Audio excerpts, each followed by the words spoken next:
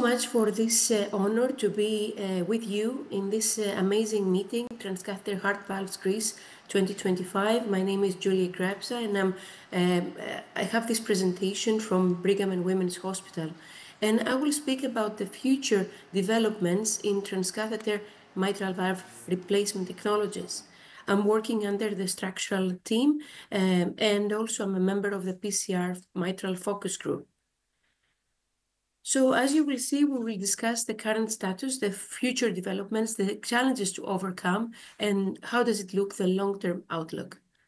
Now, with regards to the current status, we understand that we have a large population of mitral patients. We know that the patients with mitral regurgitation are 4 times larger than these with aortic stenosis, and still they're undertreated with interventional options. 150,000 will be treated with MitraClip, while actually many will remain untreated as the screening failure for transcatheter mitral valve replacement rates very high. As you can see from the CHOICE MI registry, almost half of the population were actually failed screening, and this is a real-time registry on the transcatheter mitral valve replacement. However, we need to think that MitraClip has also certain limitations. Mitral valve is complex, so it's not suitable for all anatomies as we know it so far. Concerns about long-term efficacy and residual mitral regurgitation, which of course is associated with higher mortality. So a procedure may be successful, however, it may actually not provide long-term improvement in quality of life and outcomes. Still, transcatheter mitral valve replacement is largely in investigational phase, as I will show you soon, and most procedures are done off-label and in clinical trials, and we're waiting to be applicable in low and intermediate risk patients. Rather, at the moment, they're only applicable for high-risk surgical patients.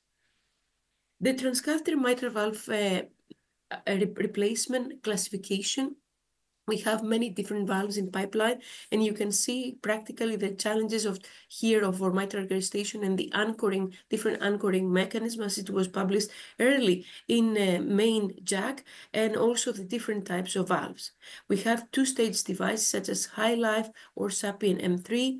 HiLife has open LVOT struts and it's self-expandable, while actually the SAPIEN M3 is balloon expandable and it's completely transeptal.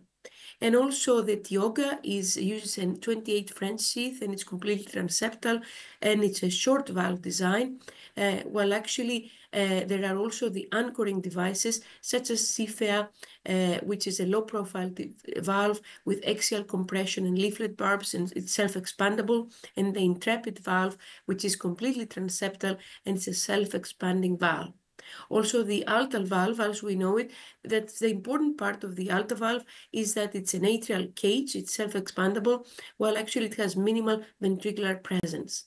And last but not least, the InnoValve, the transcatheter mitral valve replacement system, which has this chordal twisting that helps potentially the LV remodeling, and it has small ventricular presence, while actually protects the anterior mitral leaflet from the LVOT, so it does not, of course, relates to LVOT obstruction. Now, it's important for the future developments, the improved this device design, so the devices will become smaller, easier to implant via transeptal approach, when compared, of course, to the first approaches which were transapical. That increases the risk of procedure, and they're more adaptable, while actually the anchoring mechanism will make the valve more adaptable even in the case of lack of calcification in the mitral annulus. Then for us, I'm an imager, so we have worked and we will soon have also a state-of-the-art review about artificial intelligence in valvular heart disease to be published. But we know that the fusion imaging and also artificial intelligence will help us in the appropriate selection of patients and predicting procedural success.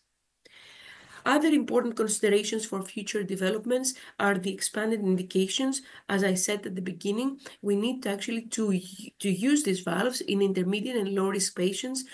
Up to now, we have used them in high-risk surgical patients, and we need to see long-term outcomes. We need to see the durability of these valves.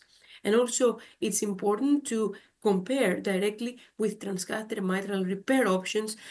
For example, it's nice to have head-to-head trials, or even better, a randomized control trial. It's important also to have simultaneous CE marks and FDA approvals, and also cost effectiveness data that will guide us to the best treatment of these patients.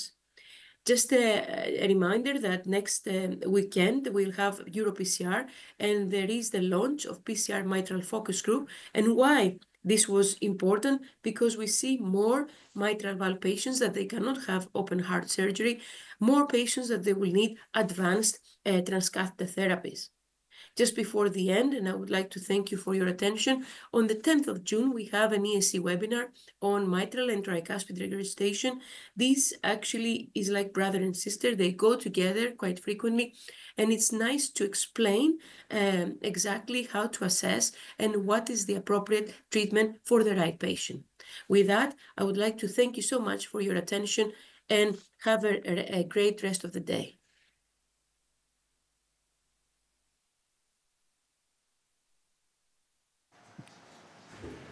I'm afraid, okay, great now. So, Dr. Grapsa, thank you very much.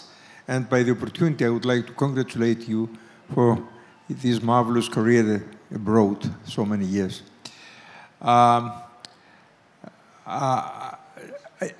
We have the opportunity now, if somebody likes to have a question or a comment to Dr. Grapsa, because she's in live now, is live now with us, in the contact with us. It's not in the video now. So is anybody who likes to address any question to Dr. Grapsa now? Anyway, thank you very much, Julia. It was a marvelous and precise future outlook for transcatheter mitral valve therapies. So we have to move on now. Julia, Dr. Grapsa,